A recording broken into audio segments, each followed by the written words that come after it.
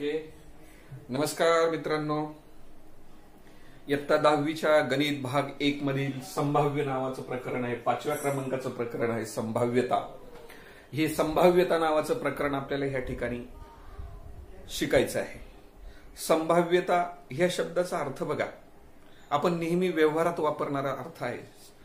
संभाव्यता म्हणजे शक्यता, बहुतेक, जवळजवळ, अशा पद्धतीने शब्द आपण हे संभाव्यतेसाठी वापरत असतो, नाही का. उदाहरणार्थ, आज पाऊस पडण्याची शक्यता किती आहे म्हणजे संभाव्यता किती आहे. भारत वर्ल्ड कपची मॅच जिंकण्याची शक्यता किती आहे म्हणजे तिची संभाव्यता किती आहे, नाही का. तुम्ही जर अभ्यास केला तर तुम्ही निश्चितपणे चांगल्या गुणांनी पास होऊ शकतात.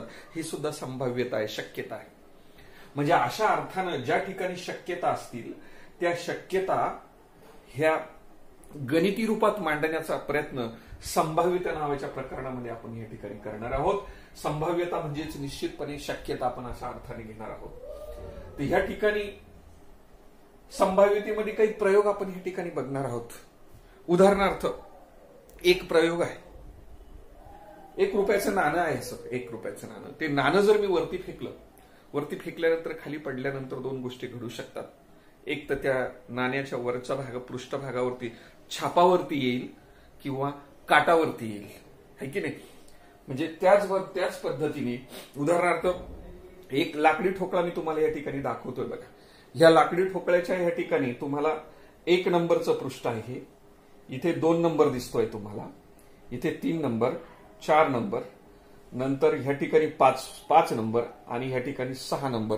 अशा पद्धतीने ह्या ठोकळ्यात आता हा घनाकृती ठोकळा असायला पाहिजे. माझ्याकडे घनाकृती ठोकळा नाहीये, परंतु घनाकृती ठोकळा म्हणजे हे पृष्ठ जसं असतं तसेच बाकीचे उर्वरित 5 पृष्ठ असतात. बघा, ह्या घनाकृती ठोकळ्याला पृष्ठ किती आहेत? 1, पाठीमागचं 1, 2, इकडच्या बाजूचं 3, इकडचं 1, 4, खालचं 5 आणि वरचं 6. म्हणजे घनाकृती ठोकळ्याला 6 पृष्ठ असतात आणि ह्या 6 पृष्ठांवरती 6 क्रमांक लिहिलेले आहेत आपण, आणि यालाच फासा असं म्हणतात. हा फासा जर असा वरती फेकला तर काय घडू शकतं असं तुम्हाला विचारत, काय निष्पन्न होऊ शकतं, काय फलित मिळू शकतं याच्यापासून, तर तुम्ही काय सांगाल? 1 पासून तर 6 पर्यंतचे जेवढे पृष्ठ आहेत आणि जेवढ्या पृष्ठांवरती आपण अंक लिहिलेले आहेत त्याच्यापैकी कोणताही एक अंक वरती येऊ शकतो. म्हणजे याचा अर्थ ह्या प्रयोगामध्ये काय निष्पत्ती असेल, काय फलित असतील हे आपल्याला सांगता येतील. मग 1 फासा जर फेकला तर 6 प्रकारचे फलित आपल्याला मिळू शकतात, 1 पासून तर 6च्या अंकापर्यंत. जसं 1 नाणं फेकलं तर 1 नाण्यापासून 2 फलित आपल्याला मिळू शकतात. एक तर छापा मिळू शकेल किंवा काटा मिळू शकेल. ओके. त्याच पद्धतीने एखाद्या वेळेस मी समजा तुम्हाला असं सांगितलं, तुमच्याकडं हे आहे 1 पासून तर 50 पर्यंतची अंक लिहिलेली कार्ड आहेत आणि ते कार्ड जर एखाद्या पिशवीत टाकलीत तर त्या पिशवीतून कार्डांची शक्यता किती असू शकते म्हणजे 1 पासून तर 50 पर्यंतचे अंक तुमच्या, जर कार्ड त्याच्यातून त्या पिशवीतून एक कार्ड जर आपण काढायचा प्रयत्न केला तर पहिल्या कार्डवरती एकाचाच अंक येईल हे सांगता येणार नाही. म्हणजे 1 पासून तर 50 पर्यंतचे फलित आपल्याला त्या ठिकाणी मिळतील हे लक्षात घ्या. मग आपल्याला या ठिकाणी बघा, त्याच्यातला पहिला शब्द बघायचा आपल्याला, यादृच्छिक प्रयोग. यादृच्छिक प्रयोग म्हणजे काय पहा, ज्या प्रयोगात सर्व संभाव्य फलिते अगोदर माहीत असतात. उदाहरणार्थ, मी एक नाणं फेकलं, नाणं फेकल्यानंतर एक तर छापा किंवा काटा हे 2 संभाव्य फलित आहेत. फलित म्हणजे निष्पन्न, निष्पत्ती, फळ. आपण म्हणतो नाही याच्यापासून काय फळ मिळालं तुला, म्हणजे त्या प्रयोगातून काय फळ मिळालं, काय फलित मिळालं, त्याला फलित असे शब्द म्हणतात. ज्या प्रयोगात सर्व संभाव्य फलिते अगोदर माहीत असतात, म्हणजे छापा किंवा काटा हे 2 संभाव्य फलिते तुम्हाला माहिती आहेत, पण पुढचा शब्द बघा, पण त्यापैकी कोणत्याही फलिताबद्दल निश्चित भाकीत आपण करू शकत नाही. हे खूप महत्वाचं आहे. पण 100% आपण सांगू शकत नाही. एकदा नाणं फेकलं, तुमचा काटाच येईल किंवा छापाच येईल हे निश्चितपणे सांगू शकत नाही. दोन्हीपैकी एक 100% घडणार आहे, परंतु निश्चितपणे ठामपणे आपल्याला सांगता येत नाही. म्हणजे संभाव्य फलिते माहिती असतात पण निश्चित भाकीत आपण करू शकत नाही. म्हणजे सर्व फलिते सत्य असण्याची शक्यता समान असते. मग अशा प्रयोगाला यादृच्छिक प्रयोग असं म्हणतात. मग यादृच्छिक प्रयोग म्हणजे काय? संभाव्य फलिते तुम्हाला माहिती असतील, परंतु निश्चितपणे कोणतं फलित आहे ठामपणे तुम्ही सांगू शकत नाही, अशा प्रयोगाला आपण काय म्हणणार आहोत? यादृच्छिक प्रयोग. आता निष्पत्ती हा नावाचा शब्द बघा. निष्पत्ती जसं यादृच्छिक प्रयोगामध्ये, या प्रयोगामध्ये जे संभाव्य फलिते असतात त्या संभाव्य फलितालाच काय असं म्हणतात? निष्पत्ती असं म्हणतात. काय निष्पन्न झालं, प्रयोगातून काय मिळालं तुम्हाला, असा त्याचा अर्थ होतो. म्हणजे काय निष्पन्न झालं, निष्पन्न म्हणजेच निष्पत्ती, त्याला इंग्लिशमध्ये आउटकम असं म्हणतात. लक्षात घ्या, हे समजलं असेलच तुम्हाला. आपण या ठिकाणी बघा एक प्रयोग घेतला. समजा नंबर 1 निष्पन्न, एक नाणे फेकले, एक नाणे फेकले. एक नाणे फेकल्यानंतर 2 प्रकारच्या निष्पत्ती घडणार. एक तर तुम्हाला छापा मिळेल किंवा तुम्हाला काटा मिळू शकता. ही एक निष्पत्ती आहे. या 2 प्रकारच्या निष्पत्ती आपल्याला निश्चितपणे या ठिकाणी सांगता येतील. किंवा एक फासा फेकला,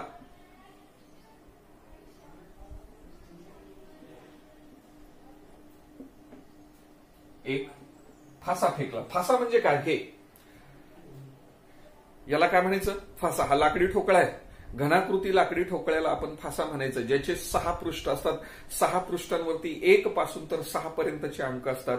मग असं घनाकृती ठोकळं जर वरती फेकलं, खाली पडल्यानंतर त्याच्या वरच्या पृष्ठभागावर कोणता अंक असू शकेल हे तुम्ही निश्चितपणे सांगू शकत नाही. पण संभाव्य फलिते तुम्हाला माहिती आहेत. ते संभाव्य फलिते म्हणजे नंबर 1 पण येऊ शकतो, कदाचित 2 येऊ शकतो, कदाचित 3 पण येऊ शकतो, 4 पण येऊ शकतो, 5 पण येऊ शकतो, 6 येऊ शकतो. 7वा येईल का? नाही, कारण त्याला 6च पृष्ठ असतात. 1 पासून तर 6 पर्यंत जास्तीत जास्त किती फलिते मिळू शकतात? तुम्हाला 6 फलिते मिळू शकतात. केव्हा? एक फासा फेकला तेव्हा. आणि एक नाणे फेकले तर तुम्हाला किती मिळू शकतात? एच आणि टेल, टी म्हणजे एच आणि टी, छापा किंवा काटा. एच ला छापा म्हणायचं आणि टी ला काय म्हणायचं? काटा म्हणायचं. असे 2 संभाव्य फलिते आपल्याला या ठिकाणी मिळू शकतात. अजून एक उदाहरण बघू.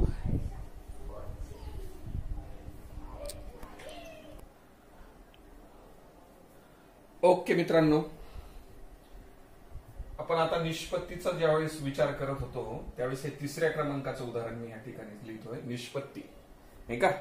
बघा, योग्य रीतीने पिसलेल्या खेळातील पत्त्यांमधून एक पत्ता काढणे. ह्या यादृच्छिक प्रयोगात 52 पत्ते असतात. लक्षात घ्या, तुम्ही पत्ते खेळणाऱ्या लोकांचं पाहिलं असेल, त्यांच्याजवळ जे पत्ते असतात ते पत्ते 52 प्रकारचे पत्ते असतात. आता ते 52 प्रकारचे पत्ते कसे असतात हे आपण थोडक्यात समजून घेऊया.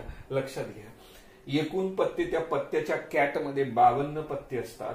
त्या 52 पत्त्यांमध्ये बघा इकडे 26 पत्ते लाल असतात. लाल कलरचे पत्ते 26 असतात आणि काळ्या कलरचे, काळ्या रंगाचे पत्ते 26 असतात. म्हणजे 52च्या निम्मे लाल रंगाचे आणि निम्मे काळ्या रंगाचे, म्हणजे 26 पत्ते काळ्या आणि लाल रंगाचे असतात. पुन्हा आता ह्या लाल रंगाच्या पत्त्यांमध्ये लक्षात घ्या, आता लाल रंगाच्या पत्त्यांमध्ये 13 पत्ते बदाम असतात आणि 13 पत्ते चौकट असतात. आता बघा, लाल रंग म्हणून मुद्दाम मी या ठिकाणी लाल रंग दाखवलेला आहे. बदामाचं हे चिन्ह आहे.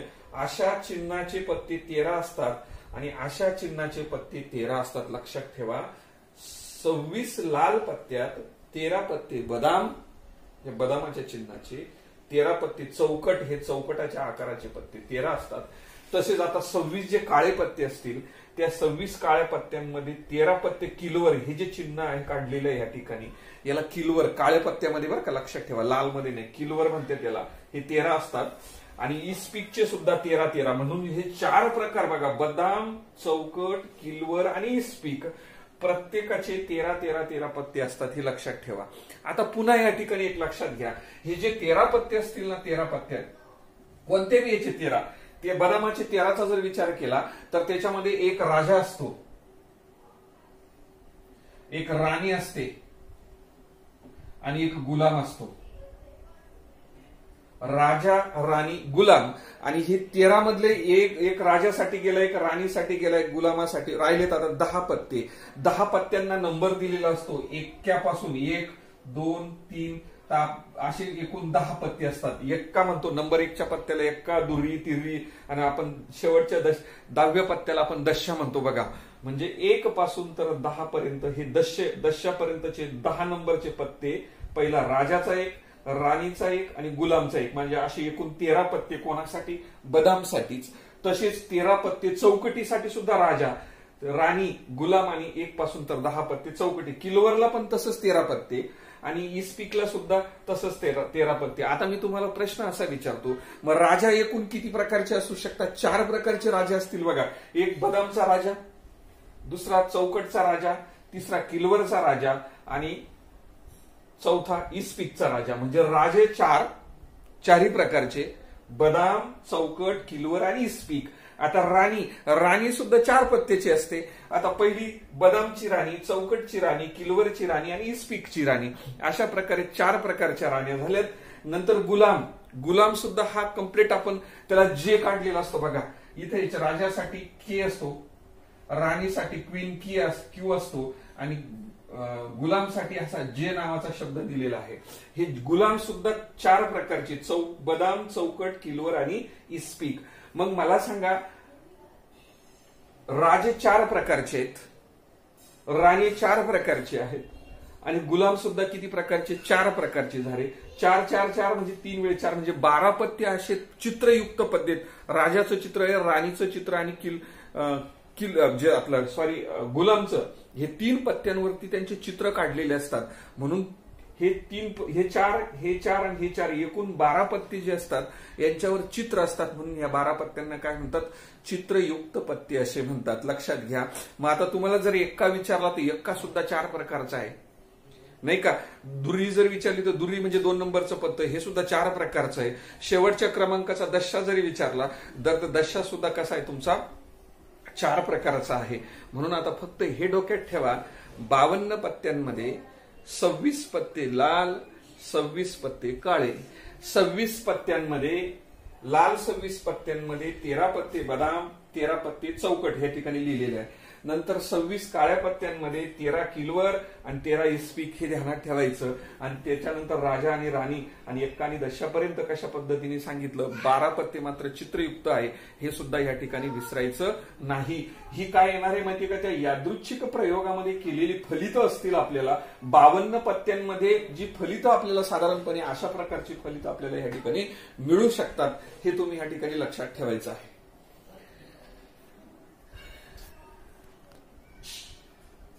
ओके, बघा, संभाव्यता प्रकरणाच्या सराव संच 5.1 मध्ये पहिला प्रश्न आहे, खालील प्रत्येक बाबतीत किती शक्यता असतील आपल्याला हे काढायला सांगितलं आहे की नाही.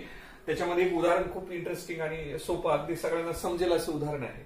वनिताला महाराष्ट्रातील खालील प्रेक्षणीय ठिकाणांची माहिती आहे, नाही का? ही सगळे ठिकाणं आहेत, प्रेक्षणीय ठिकाणं आहेत. या ठिकाणांची माहिती आहे तिला. त्यातील एका ठिकाणी मे महिन्याच्या सुट्टीत ती जाणार आहे. एवढे प्रेक्षणीय स्थळं आहेत आणि या ठिकाणी वनिता नावाच्या मुलीला भेट द्यायची आहे मे महिन्याच्या सुट्टीमध्ये. तर तुम्हाला शक्यता काढायला सांगितली. आता बघा 1, 2 बघा, अजिंठा, महाबळेश्वर, लोणार सरोवर, ताडोबा अभयारण्य, आंबोली, रायगड, माथेरान आणि आनंदवन. किती मोजूया आपण? 1, 2, 3, 4, 5, 6, 7 आणि 8 अशी ठिकाणं आहेत. ती प्रेक्षणीय ठिकाणं आहेत बघण्यासारखी. त्या ठिकाणांची माहिती वनिताला आहे आणि तिला सुट्टीमध्ये मे महिन्याच्या सुट्टीत ह्या ठिकाणी भेट द्यायची आहे. तर किती शक्यता असू शकतात? जेवढी स्थळं आहेत, जेवढ्या स्थळांची नावं तिने ह्या ठिकाणी दिलेली आहेत तेवढ्या ठिकाणी ती भेट देऊ शकते. आणि म्हणून त्याचं उत्तर काय येईल? 8 शक्यता आहेत भेट देण्याच्या. कारण स्थळांच्या यादीमध्ये 8 नावे दिलेली आहेत. अतिशय सोपं असं उत्तर आहे, लिहून घ्या व्यवस्थित ते.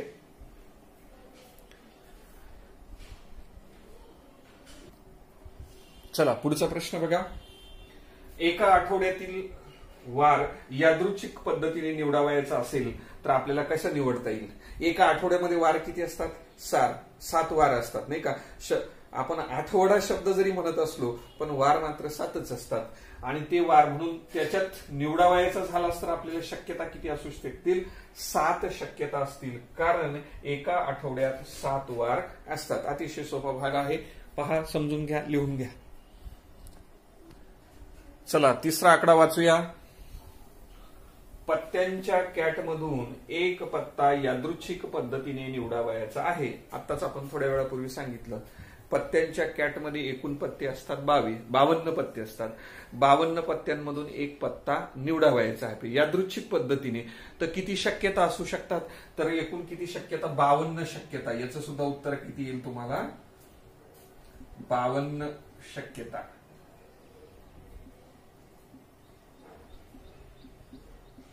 शक्यता असतील. कारण द्यायचं इथे पुढे, कारण पत्त्याच्या एक कॅटमध्ये एकूण 52 पत्ते असतात असं कारण तुम्ही लिहायचं, आणि म्हणून त्या शक्यता किती असतील? 52. पुढचा भाग बघूया. ओके, पुढचं बघा. प्रत्येक कार्डावर एक संख्या याप्रमाणे 10 पासून तर 20 पर्यंतच्या संख्या लिहिलेल्या आहेत. त्यातून एक कार्ड यादृच्छिक पद्धतीने निवडायचं आहे.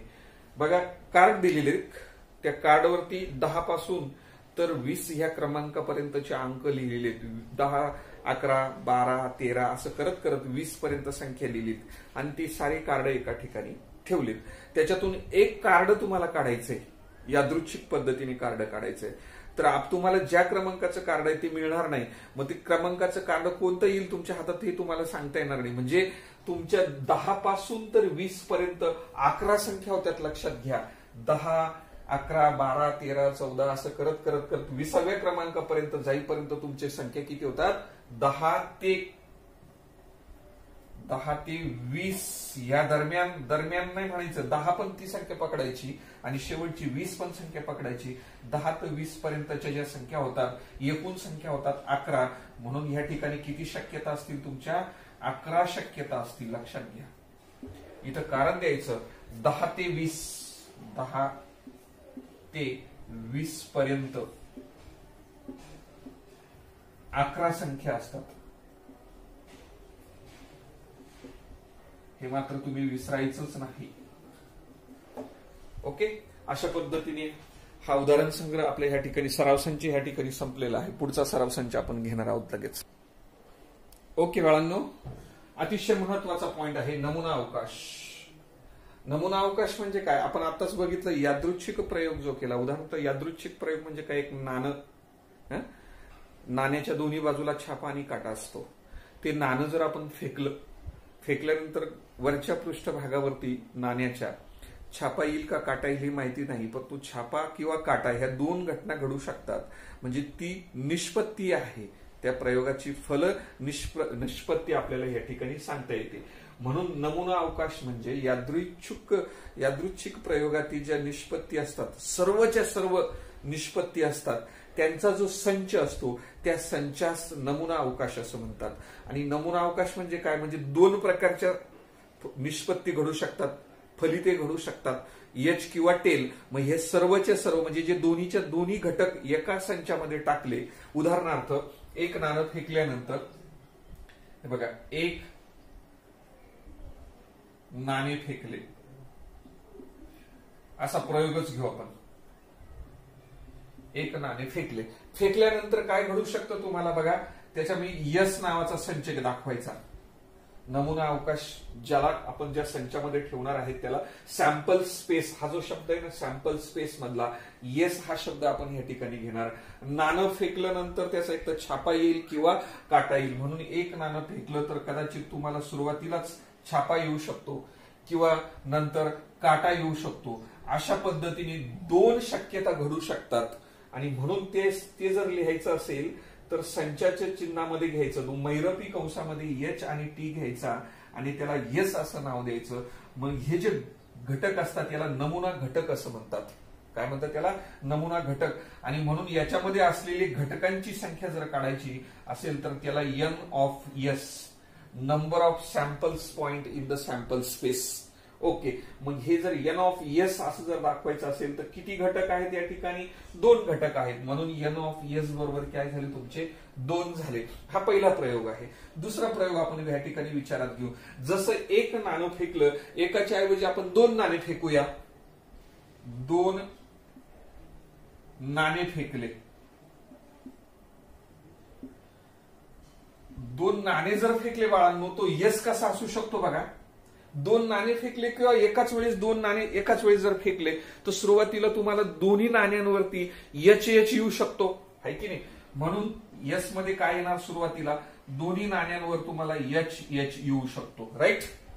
कदाचित असं घडू शकतं, पहिल्या नाण्यावर जर एच आला म्हणजे छापा आला, दुसऱ्यावरती काटा येऊ शकतो.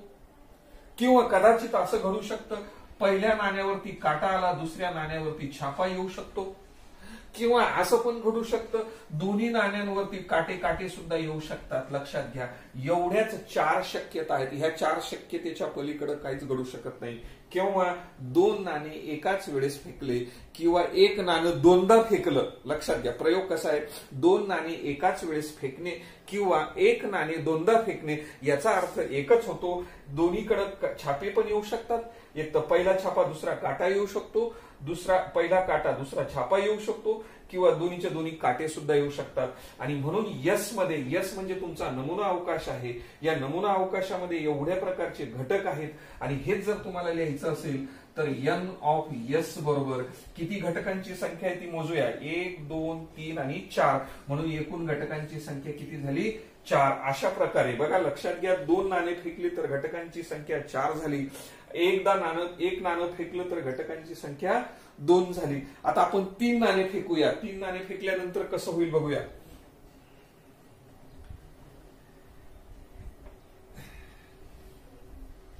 तिसरा प्रयोग आहे आपला. 3 नाणे फेकली,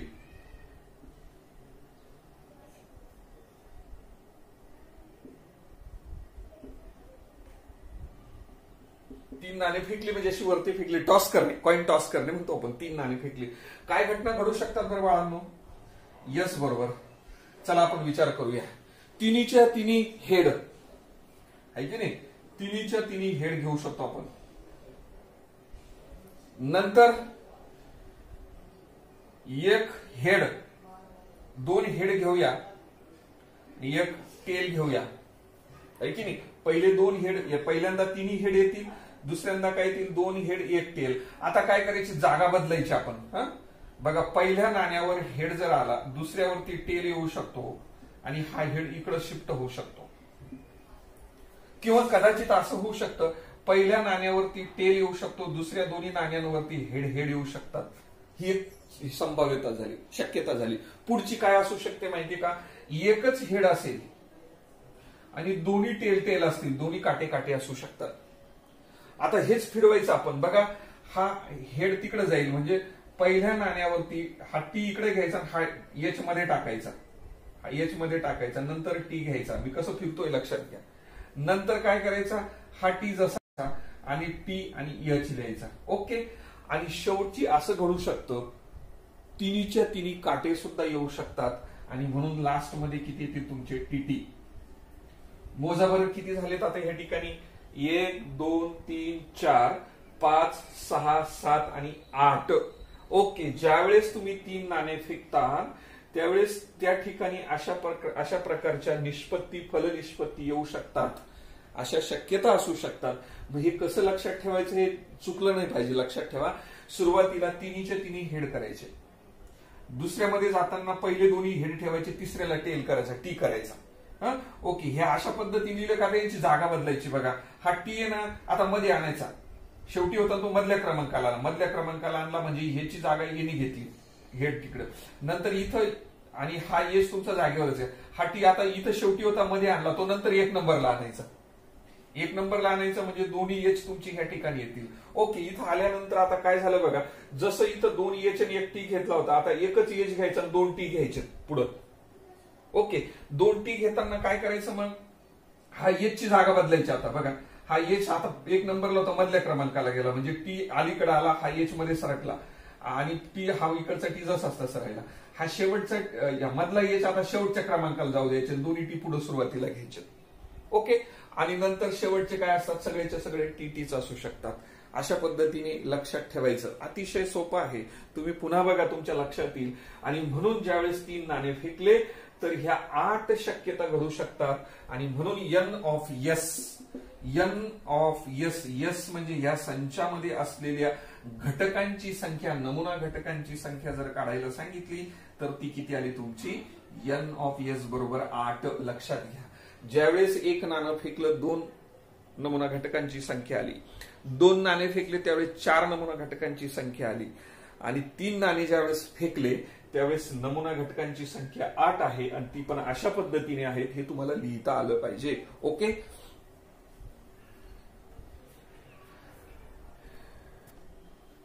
पुढचा प्रयोग, एक फासा टाकणे. फासा ह्या शब्दाचा अर्थ मी सांगितला, हा अशा पद्धतीचा ठोकळा असेल लाकडी, है की नाही, त्याला आपण घनाकृती ठोकळा म्हणतो, लाकडी घनाकृती ठोकळा. आणि घनाकृती ठोकळ्याला 6 पृष्ठ असतात, नाही का, आणि त्या 6 पृष्ठाला 6 प्रकारचे नंबर्स दिलेले असतात. मग असं हे घनाकृती ठोकळं जर वरती फेकलं आपण, खाली वरती फेकल्यानंतर खाली पडलं म्हणजे फासा, याला फासा म्हणतात ना, लक्षात घ्या.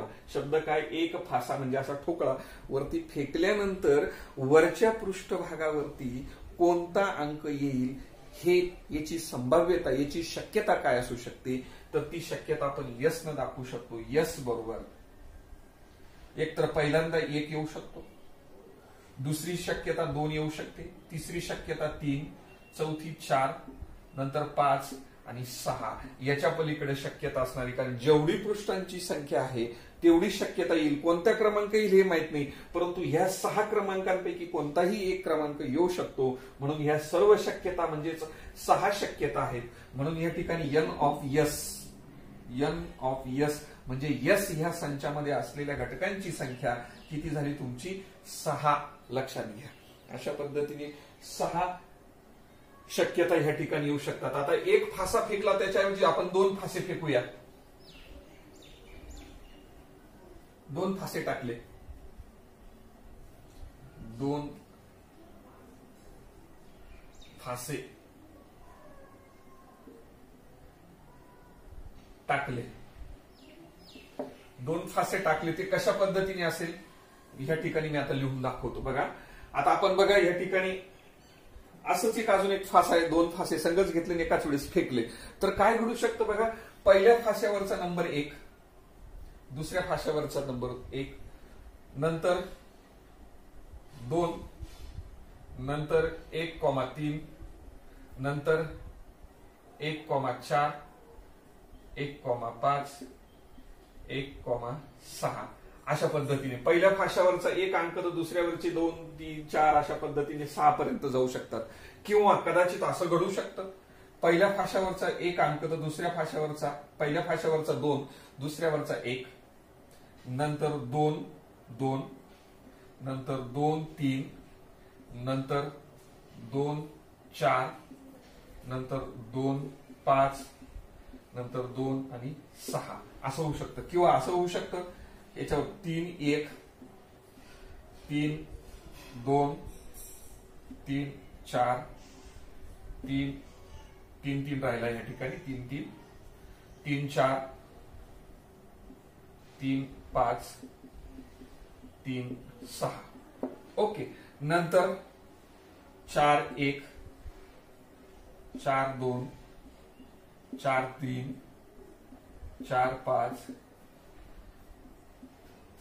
4, 4 राहिला, 4, 4, 4, 5, 4 शेवटचा 4, 6. किंवा कदाचित असं होऊ शकतं, पहिल्यावरचा 5वा क्रमांक, नंतर 1, 5, 2, 5, 3, 5, 4, 5, 5, 5, 6. किंवा असं घडू शकतं 6, 1, 6, 2, 6, 3, 6, 4, 6, 5 आणि 6, 6. ओके. आणि याला कशा टाकायचं आपण? महिरपी कंसामध्ये. लक्ष द्या, 2 फासे फेकले, 2 फासे म्हणजे 2 ठोकळे, 1 पासून तर 6 अंक असले 2 फासे. मग 2 फासे फेकले तर पहिल्यावरचा 1चा अंक आला तर दुसऱ्यावरचा 1, किंवा पहिल्यावरचा 1 आला तर दुसऱ्यावरचा 2, पहिल्यावरचा 1 आला तर दुसऱ्यावरचा 3, असं करत पहिल्यावरचा 1 आला तर दुसऱ्यावरचा 6 पण येऊ शकतो, कदाचित असं येऊ शकतो दुसऱ्यावरचा 2 आला तर पहिल्यावरचा 1, दुसऱ्यावरचा 2 आला तर दुसऱ्यावरचा 2, असं करत करत 2 6 येऊ शकतो, किंवा पहिल्यावरचा 3 आला तर दुसऱ्यावरचा 1, असं करत करत करत तिसरा पहिल्यावरचा 3 तर दुसऱ्यावरचा 6, नंतर पहिल्यावरचा 4 तर दुसऱ्यावरचा 1, हे ठोकळ्यांवरचा असं सांगतो मी. असं करत करत करत ही सर्व शक्यता जर बघितल्यात ना बाळांनो, एका याच्यामध्ये 1 2 3 4 5 आणि 6 ह्या अशा आडव्या 6 शक्यता आहे, आणि उभ्या बघा 1 2 3 4 5 6 अशा 6 शक्यता आहे. म्हणजे 6 गुणिले 6 लक्षात घ्या, 6 गुणिले 6 6 6 36 शक्यता घडू शकतात. लक्षात ठेवा, 2 फासे फेकले तर अशा पद्धतीचे अंक वरच्या पृष्ठभागावरती येऊ शकतात. म्हणजे n ऑफ s ह्या ठिकाणी जर तुम्हाला सांगितला, म्हणजे याच्यामध्ये असलेल्या एकूण घटकांची संख्या जर विचारली तुम्हाला, तर तुम्ही काय सांगू शकतात, 36 नमुना घटकांची संख्या, म्हणून n ऑफ s बरोबर 36. अशा पद्धतीने लक्षात ठेवा. पुन्हा वाचा, व्यवस्थित लिहून घ्या.